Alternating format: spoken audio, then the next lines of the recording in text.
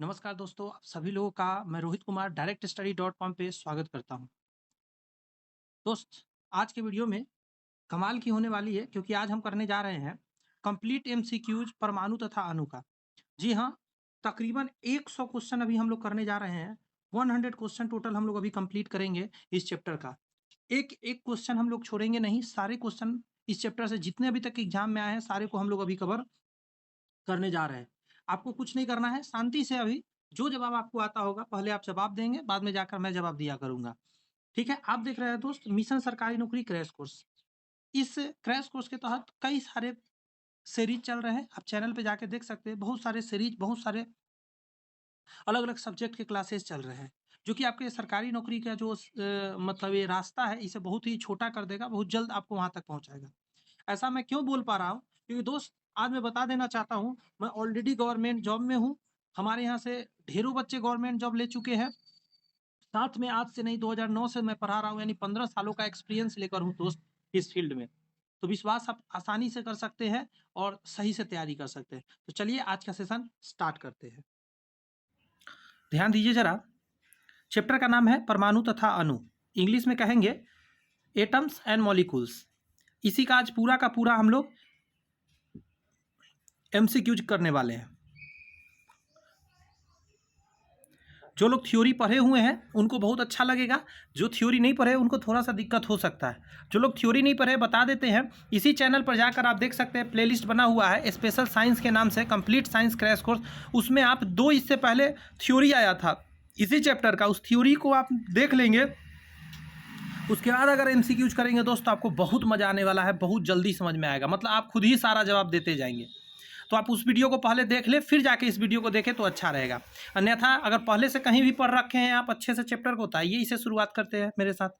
पहला क्वेश्चन है, पदार्थ की अनक्षरता का नियम या अनस्वरता का नियम यानी conservation of law of conservation of matter का प्रतिपादन किसने किया?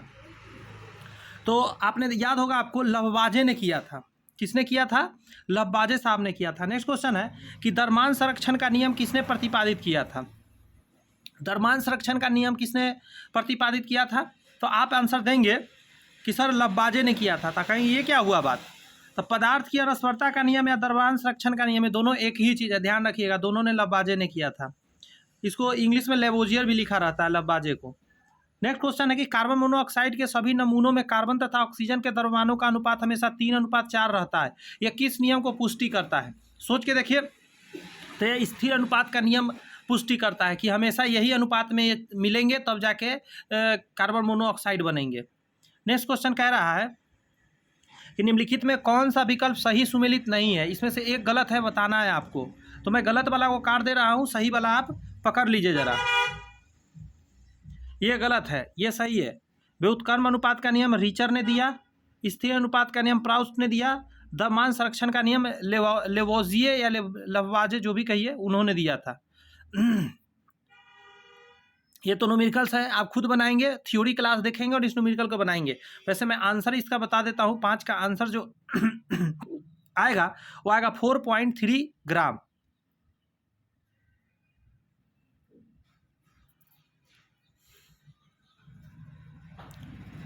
6 नंबर क्वेश्चन कह रहा है कि परमाणु सिद्धांत का प्रतिपादन सर्वप्रथम किसके द्वारा किया गया? परमाणु सिद्धांत सबसे पहले किसके द्वारा किया गया था? जॉन डाल्टन के द्वारा किया गया था।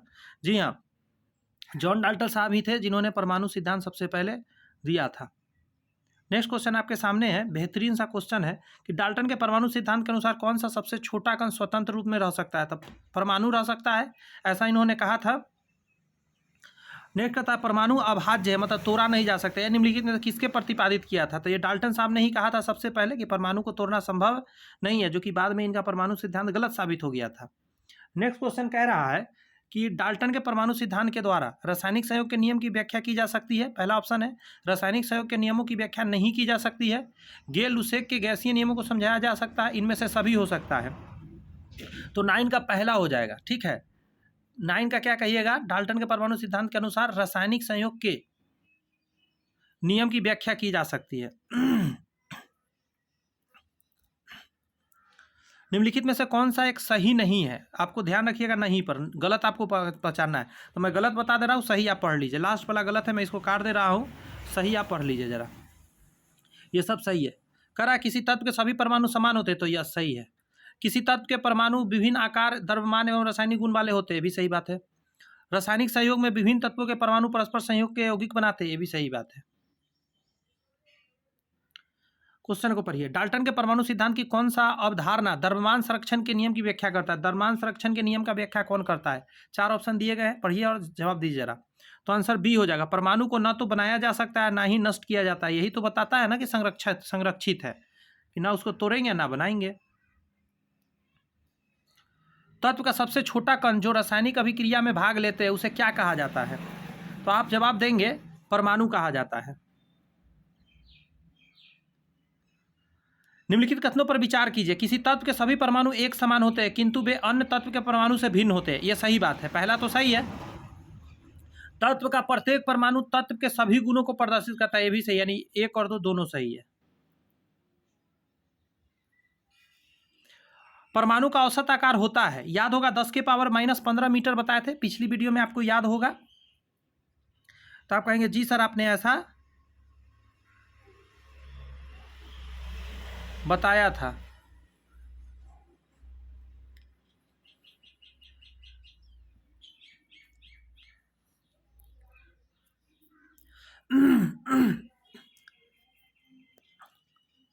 वैसे इसका आंसर तो ये है, लेकिन आप एक काम करेंगे, एक बार नेट पर इसे सर्च करिएगा तो क्या ये दिखाता है क्या 10 के पावर -10? अगर दिखाता है तो कमेंट्स में बताइएगा तो कि 14 का ए दिखाया है नेट पे। वैसे आंसर तो है 10 के पावर -15 मीटर। नेक्स्ट क्वेश्चन का जवाब दीजिए। निम्नलिखित में से किस तत्व का परमाणु सबसे छोटा होता है? तो ये बताया था हाइड्रोजन का परमाणु सबसे क्या होता है? छोटा होता है। हाइड्रोजन का सबसे छोटा है परमाणु। अच्छा क्वेश्चन है। निम्नलिखित कथनों पर विचार कीजिए। पहला कहता है यौगिक के सूक्ष्मतम कण को जॉन डाल्टन ने यौगिक अणु कहा, तो सही बात है। फिर कहता है सर्वप्रथम एवोगाद्रो ने यौगिक के सूक्ष्मतम कण को अणु नाम दिया था, ये भी सही है। यानी 16 का क्या हो जाएगा? दोनों सही हो जाएगा, ए और बी दोनों सही हो जाएगा। फास्फोरस होते हैं, फास्फोरस क्या होते हैं ये पूछ रहा है। वो जो बताया था जैसे कि पी है, कैसे लिखा जाएगा? P4 लिखा जाता है, तो जिसको बोलते हैं क्या? चतुष्फलकीय। 17 का क्या हो जाएगा? चतुष्फलकीय। जैसे कि S8 लिखा जाता है, ठीक है। अगला जवाब दीजिए क्वेश्चन का। और निम्नलिखित में से कौन सा ये एक परमाणु है? एक परमाणु पूछ रहा है जो अकेले रह सकता है। जैसे ओजोन है O3, तो त्रिपरमाणुक है। Cl2 ये द्विपरमाणुक है। O2 होता है द्विपरमाणुक, तो हीलियम क्या हो जाएगा? एक परमाणुक हो जाएगा, अकेले हीलियम रह सकता है। निम्नलिखित में से कौन सा कथन असत्य है? ध्यान दीजिएगा, गलत आपसे पूछ रहा है, तो मैं गलत वाला काट दे रहा हूँ, सही वाला आप पढ़ लीजिएगा। लीजिए मैंने काट दिया। ओजोन गैस त्रिपरमाणुक है, अभी मैंने ऊपर बताया। सामान्य गैस अधिकांशतः द्विपरमाणुक होते हैं, भी सही बात है। उत्कृष्ट या निष्क्रिय गैस एक परमाणुक होते हैं, सही बात है। जैसे ऊपर ने आपने देखा हीलियम क्या है? अक्रिय गैस है। निम्नलिखित में से कौन सी जानकारी किसी तत्व के रासायनिक संकेत से प्राप्त होता है? रासायनिक संकेत से प्राप्त होने वाला जानकारी क्या है? तो आप कहेंगे सर बहुत आसान है, इनमें सभी है। तत्व का नाम भी पता चलता है, तत्व के एक परमाणु है, या तत्व के एक परमाणु का द्रव्यमान।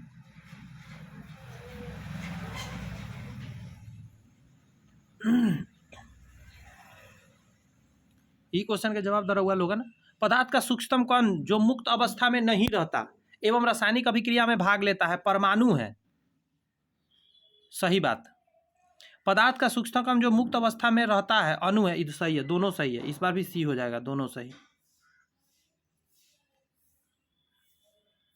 22 का धातु तत्व की परमाणुकता कितनी होती है?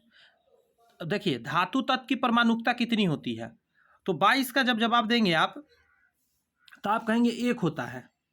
नेक्स्ट करा कार्बन है। कार्बन क्या है? सी कैसे लिखा जाता है? मतलब आपसे पूछे सी कैसे लिखा जाता है? C2 लिखा जाता है, C4 देखे हैं, किस तरह के देखे हैं, या अकेले C लिखा जाता है? बताइए तो जरा। तो कहेंगे सर अकेले लिखा जाता है, एक परमाणु हो जाएगा। अगला जवाब दिए। निम्नलिखित कथनों पर विचार के। पहला कथा अणु का निर्माण समान तत्वों के 2 या अधिक परमाणु के संयोग से होता है। अच्छा, समान तत्व से होता है, ऐसा संभव है क्या कि अलग अलग तत्व से मिलकर भी अणु बन सकता है? सोचिए जरा, थ्योरी में पढ़ाया गया था। अणुओं का निर्माण भिन्न भिन्न तत्वों के परमाणु द्वारा होना संभव नहीं है, तो ये तो गलत है। हो सकता है, ये तो संभव हो सकता है। अच्छा, अणुओं का निर्माण समान तत्वों के 2 या अधिक परमाणुओं के संयोग से होता है, तो ये देखिए यहाँ होता है नहीं लिखा जाता है, हो सकता है लिखना सही था। ठीक है, क्योंकि भिन्न भिन्न से भी हो सकता है, ऐसा नहीं है कि भिन्न भिन्न से नहीं होगा। तो पहला तो सही है, तो इसका आंसर ये हो जाएगा। सॉरी,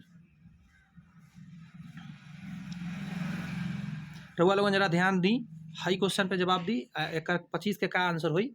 अधिकांश तत्व के परमाणु अत्यंत क्रियाशील होते हैं, परमाणु अस्थायी होते हैं। कैसे होते हैं? अणु के रूप में, आयन के रूप में, अणु एवं आयन के रूप में, इनमें से कोई नहीं। तो आपको बताया गया था कि दोनों के रूप में होता है, अणु और आयन दोनों के रूप में होता है अस्थायी। किसी पदार्थ के अणु में विद्यमान परमाणु की संख्या क्या कहलाती है?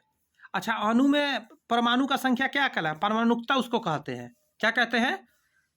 परमाणुकता। निम्नलिखित में से कौन एक परमाणु अणु है? एक परमाणु अणु पूछ रहा है आपको, तो Cl2 लिखा जाता है, P4 लिखा जाता है, A8 लिखा जाता है, आर्गन हो जाएगा। जितने निष्क्रिय गैस है ना, वो सब ऐसे लिखा जाता है, अकेले, सिंगल। किसी पदार्थ का रासायनिक सूत्र पदार्थ के नाम को प्रदर्शित करता है, पदार्थ के एक अणु को प्रदर्शित करता है, पदार्थ के अणुओं में एक मोल को प्रदर्शित करता है। तो 28 का आंसर सभी हो जाएंगे। ठीक है, ये सभी कुछ प्रदर्शित करता है। निम्नलिखित में से कौन सा एक सुमेलित नहीं है? इसमें से जो सुमेलित नहीं है वो आपको बताना है। तो आप कहेंगे पहला गलत है, सोडियम सल्फेट का ये सूत्र नहीं होता है, NaPO2 हो जाता। मतलब इस टाइप के नहीं होता, ऐसे ब्रैकेट घेर के 2 लिखा जाता। देखिए, कैल्शियम सल्फेट ये सही है, CaNO3 का होल ट्वाइस सही है, कॉपर सल्फेट CuSO4 सही है, मैग्नीशियम क्लोराइड MgCl2 सही है। निम्नलिखित में से कौन सा एक बंधन तत्व यानी मोनोवैलेंट नहीं है? अच्छा ध्यान दिया, नहीं पूछ रहा है, एक बंधक तत्व नहीं है। आपको जवाब दीजिए जरा। तो आप कहेंगे बहुत आसान है, इसका जवाब दीजिए। कह रहा है निम्नलिखित में से कौन सा एक बंधक तत्व यानी मोनोवैलेंट नहीं है? तो एल्युमिनियम हो जाएगा, ये मोनोवैलेंट नहीं है। आगे कहा जाता है कि पारे द्वारा दर्शाई जाने वाली संयोजकता निम्न में से है। पारा क्या क्या दर्शाता है? आप पिछले वीडियो में हमने कहा था कि इस चीज को याद रखिएगा। 1 और 2 दर्शाता है, ठीक है, और ये 3 और 4 दर्शाने वाला कौन है जरा बताइए, याद होगा तो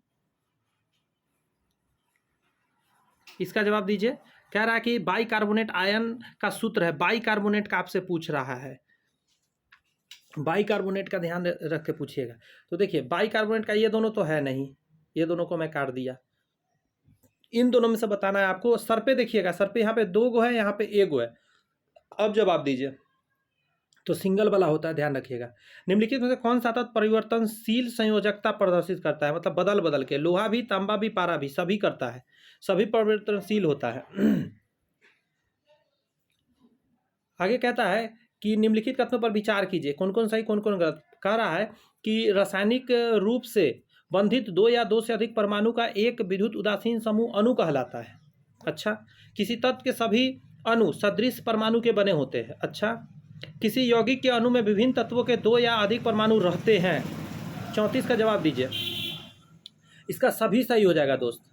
फिर से पढ़ लेते हैं। रासायनिक रूप में बंधित 2 या अधिक परमाणु का एक विद्युत उदासीन समूह अणु कहलाता है, सही बात है। किसी तत्व के सभी अणु सदृश परमाणु के बने होते हैं, भी सही है। किसी यौगिक के अणु में विभिन्न तत्वों के 2 या अधिक परमाणु रह सकते हैं, सही बात है। आगे आइए, बेहतरीन क्वेश्चन का कलेक्शन है। कह रहा है क्रोमियम सल्फेट का सूत्र होगा। अब क्रोमियम सल्फेट, अब जिसको संयोजकता याद होगा वो पटाख से जवाब देगा कि क्रोमियम सल्फेट का क्या सूत्र होगा। ये होगा Cr2SO4 का होल थ्राइस। एक द्विसंयोजक तत्व M के क्लोराइड का सूत्र क्या होगा? द्विसंयोजक तत्व क्लोराइड उसका है, तो MCl2 क्या होगा बताइए? ऐसे बनेगा MCl2। धातु M के कार्बोनेट का सूत्र M2O3 है। अच्छा ठीक है, उसके क्लोराइड का सूत्र क्या होगा? दिमाग लगवा रहा है आपसे कि कैसे आप पकड़ पाइएगा, तो MCl हो जाएगा। ठीक है,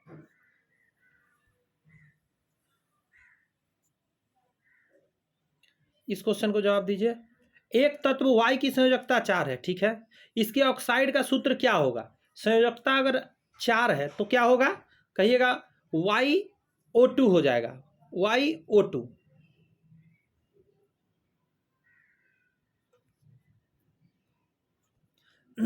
किसी तत्व की किसी अन्य तत्व अथवा तत्वों के साथ संयोजन क्षमता क्या कहलाता है? जो इधर उधर संयोजन करता है उसको क्या कहते हैं? संयोजकता कहते हैं। यदि एक ऋणात्मक X के सोडियम लवण के सूत्र Na2X है तो इसके एल्यूमिनियम लवण का सूत्र क्या होगा? पूछ रहा है आपसे, तो आंसर कहिएगा Al2X3, Al2X3 हो जाएगा। निम्नलिखित में कौन त्रिबंधक ट्राइवैलेंट तत्व है? त्रिबंधक आपसे पूछ रहा है तो आप कहेंगे बोरॉन हो जाएगा। ठीक है, अगला कहता है एक तत्व A की संयोजकता 3 तथा 5 है, एक दूसरे तत्व B की संयोजकता 2 है से संयोग करता है, तो इस प्रकार बने यौगिक का सूत्र क्या हो सकता है? तो चूंकि 2 बार बन सकता है, एक बार 3 वाला संयोजकता रख के एक बार 5 वाला, तो 2 को बनेगा।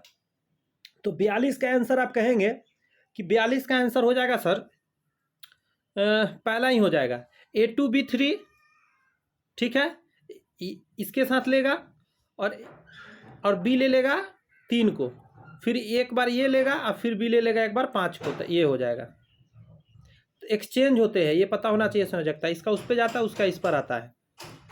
तत्व A और B की संयोजकता 3 और 2 है, इस तत्वों के संयोग से बने यौगिक क्या होगा? तो देखिएगा ये जो है ना, ये इसके पास आ जाएगा, ये इसके पास आ जाएगा, ध्यान रखिएगा, चेंज हो जाएगा।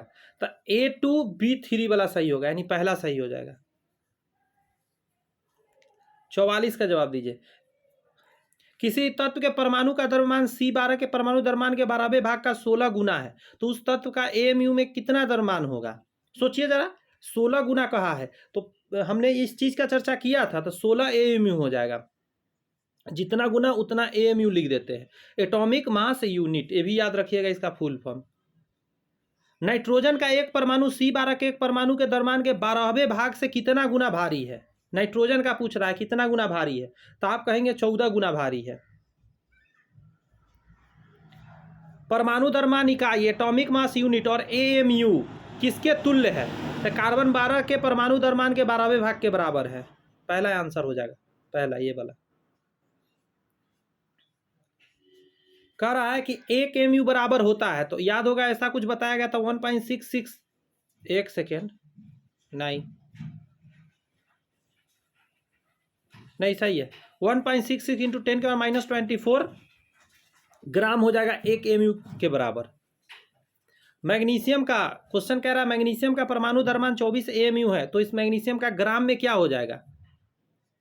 कह रहा है ग्राम परमाणु द्रव्यमान क्या होगा? मैग्नीशियम का परमाणु द्रव्यमान 24 AMU है, तो मैग्नीशियम का ग्राम परमाणु द्रव्यमान कितना हो जाएगा? तो इसमें तो ऑप्शन ही नहीं दिख रहा है मेरे को, इसका ऑप्शन ही गलत है दोस्त, क्योंकि देखो मैग्नीशियम का 24 है तो यहाँ 24 ही होगा, 24 ग्राम, मतलब सिर्फ G लग जाएगा, यहाँ पे कुछ नहीं चेंज होता है, बस G लग जाता है। ठीक है,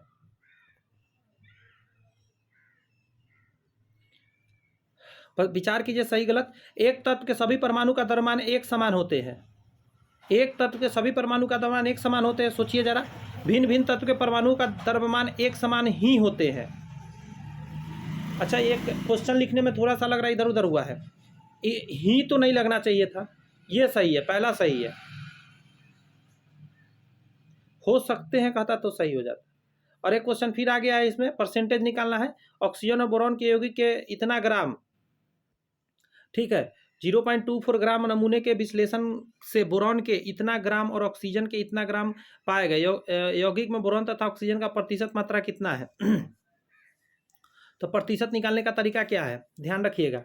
अच्छा, यौगिक ये है, बोरॉन इतना है और ये इतना है, तो बोरॉन का जब निकालना हो तब बोरॉन वाला ऊपर लिख दीजिए 0.096, ऊपर लिख दीजिए, बटा के नीचे लिख दीजिए 0.24 और इंटू 100 कर दीजिए, और इसको कैलकुलेट करके निकाल लीजिए, जो आएगा वो आंसर होगा। फिर दोबारा निकालिएगा तो इस ऊपर में क्या कर दीजिएगा, एक 0.144 रख दीजिए, नीचे 0.24 ही रहेगा, और सॉल्व करके निकाल लीजिएगा। आंसर वैसे मैं बता देता हूँ इस क्वेश्चन का 50 का आंसर हो जाएगा पहला वाला, 40 और 60, 50 लग गया दोस्त। यदि क्वेश्चन पसंद आ रहे हैं, सारे एग्जाम में पूछे हुए प्रीवियस ईयर क्वेश्चन है, तो इतना ही कहूँगा। लाइक कर दीजिए, कुछ दोस्तों में शेयर जरूर कर दीजिएगा, और चैनल पे पहली बार है तो सब्सक्राइब जरूर कर लीजिए अगर सब्सक्राइब नहीं कर रखे हैं तो। डाल्टन के परमाणु सिद्धांत के कुछ कथन पूर्ण रूप से सत्य नहीं है। वे कथन निम्नलिखित में कौन सा है? अब इसमें से बताना है, सभी हो जाएगा। परमाणु अविभाज्य है, बाद में पता चला विभाज्य है। एक तत्व के सभी परमाणु निश्चित रूप से एक समान द्रव्यमान के होते हैं, भी गलत हो गया बाद में। भिन्न भिन्न तत्वों के परमाणु का द्रव्यमान भिन्न भिन्न होते हैं, ये बात भी गलत हो गया बाद में जाके। एक और न्यूमेरिकल्स है, मैं इसका आंसर बता दे रहा हूँ, आप लोग थ्योरी पढ़ के इसका सॉल्व कर लीजिएगा। क्वेश्चन पढ़ दे रहा हूँ। जब कार्बन के 3 ग्राम को ऑक्सीजन के 8 ग्राम जलाया जाता है तो कार्बन डाइऑक्साइड 11 ग्राम उत्पन्न होते हैं। कार्बन डाइऑक्साइड का कितना द्रव्यमान उत्पन्न होगा जब कार्बन के 3 ग्राम ऑक्सीजन के 50 ग्राम में जलाया जाएगा? तो दिमाग लगाना है।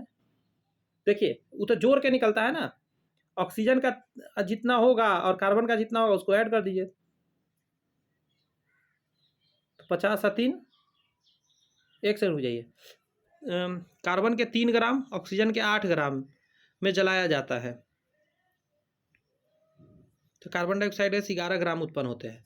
कार्बन डाइऑक्साइड का कितना द्रव्यमान उत्पन्न होगा जब कार्बन के 3 ग्राम को ऑक्सीजन के 50 ग्राम में जलाया जाएगा? तो उतना ही उत्पन्न होंगे दोस्त। क्यों? क्योंकि ऑक्सीजन बढ़ जाने से थोड़े ना होगा, जितना इसको चाहिए उतना ही लेगा ना, उतना ही ना बन पाएगा, 11 ही रह जाएगा दोस्त।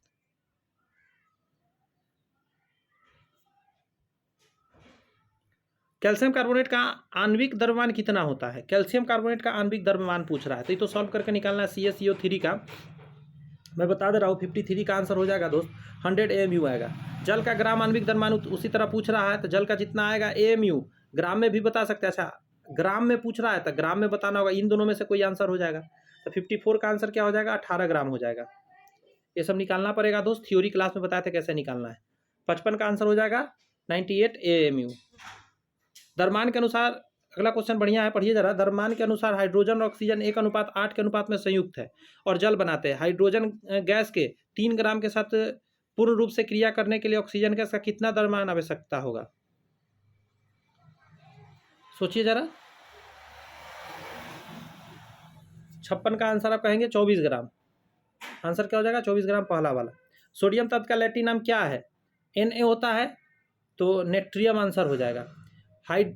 हाइड्रागाइडम किस तत्व का लैटिन नाम है? तो मरकरी का हो जाएगा Hg, हाइड्रागाइडम।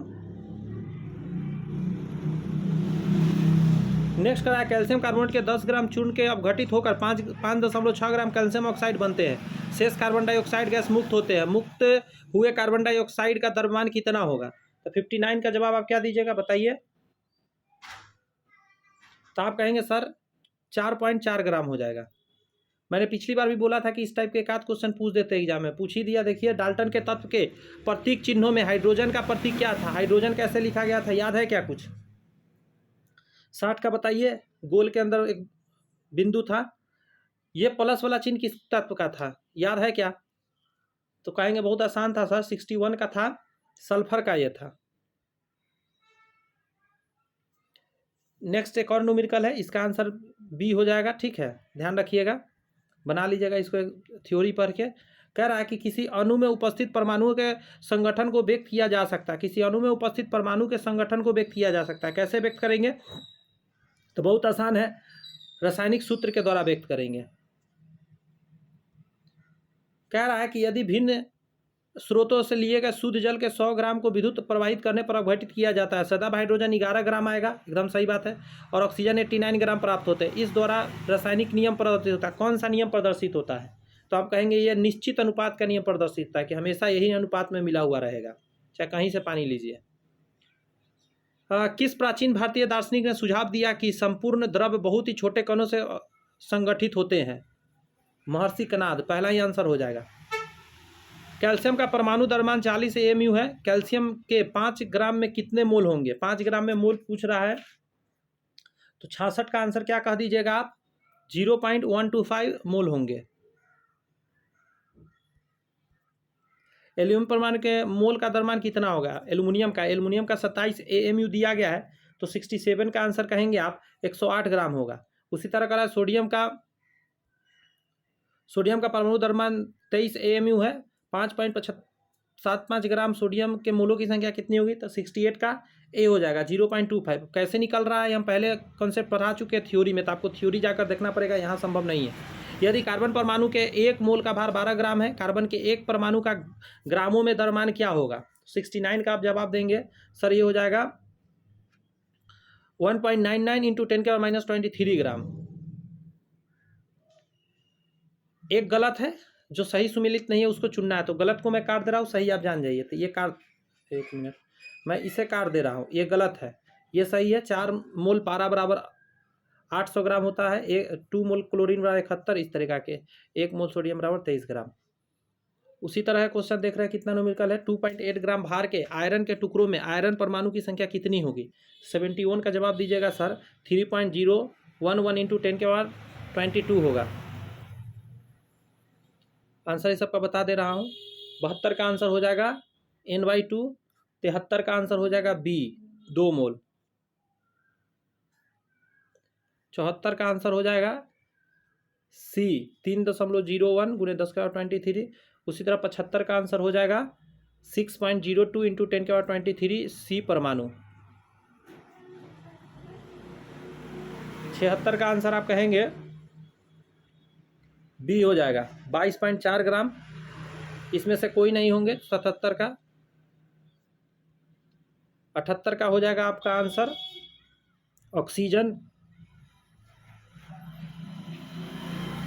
79 का आंसर हो जाएगा 2 ग्राम। 80 का आंसर हो जाएगा 0.5 मोल। 81 का आंसर हो जाएगा 9 ग्राम। 82 का आंसर हो जाएगा आपका डी। 83 का आंसर हो जाएगा आपका सी। 84 का आंसर हो जाएगा सी।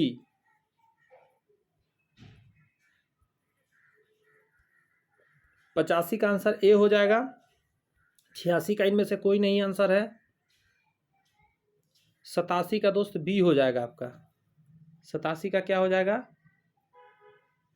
बी हो जाएगा। 88 का आंसर बी हो जाएगा। 89 का दोस्त आपका बी हो जाएगा। 90 का आपका डी हो जाएगा। ये सारे क्वेश्चन आप एक बार ट्राई करिएगा, थ्योरी पढ़ने के बाद सारे बन जाएंगे। इसका सी हो जाएंगे 91 का। 92 का ए हो जाएंगे।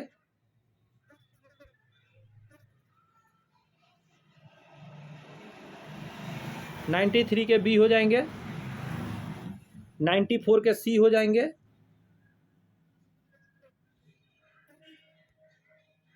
95 के ए हो जाएंगे। 96 के ए हो जाएंगे। 97 का अगर बात करें दोस्त तो सी हो जाएंगे। 98 के डी हो जाएंगे। 100 का भी दोस्त डी हो जाएंगे। 1 मिनट। 99 का ए हो जाएंगे, माफ़ी चाहते हैं, ए हो जाएंगे। और 100 के आपके डी हो जाएंगे। ठीक है, तो दोस्त यहाँ पे हमारा ये चैप्टर के सारे न्यूमेरिकल्स कंप्लीट हुए, मतलब सारे ऑब्जेक्ट एमसीक्यूज कंप्लीट हुए। लास्ट में आके आपने देखा ढेर सारा क्या था दोस्त, तो आप कहेंगे ढेर सारा यहाँ पे क्या था, न्यूमेरिकल था लास्ट में। ये सारे न्यूमेरिकल बनेंगे, आपको थ्योरी थोड़ा सा पढ़ना पड़ेगा और आके यहाँ बनाना पड़ेगा। उसमें जितने मैंने थ्योरी में पढ़ाए थे, इससे पहले 2 वीडियो पढ़ा चुके हैं, उसको आप नोट कर लीजिए कैसे कैसे मैंने निकालना सिखाया है। आप इसे आकर बनाइए, गारंटी के साथ आपसे बनेंगे। मिलते हैं नेक्स्ट वीडियो में एक नया चैप्टर के साथ। जिस चैप्टर का दोस्त यदि बात करें तो परमाणु की संरचना पे बात करेंगे। तो नेक्स्ट चैप्टर में हम लोग इसी को कंप्लीट करेंगे, 3rd स्टार्ट करेंगे। तब तक के लिए कनेक्टेड रहिए, बहुत सारे वीडियोज है उसे देखते रहिए। मिलते हैं नेक्स्ट वीडियो में, तब तक के लिए all the best, bye bye, thank you.